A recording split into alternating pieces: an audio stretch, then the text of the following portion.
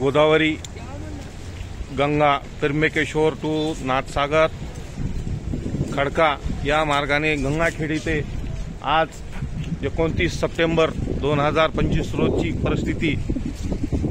नवीन पुलाखालच्या गंगेला पाणी लागलेलं आहे आणि पुढील 48-24 घंट्यामध्ये अजून पाणी वाढण्याची शक्यता आहे।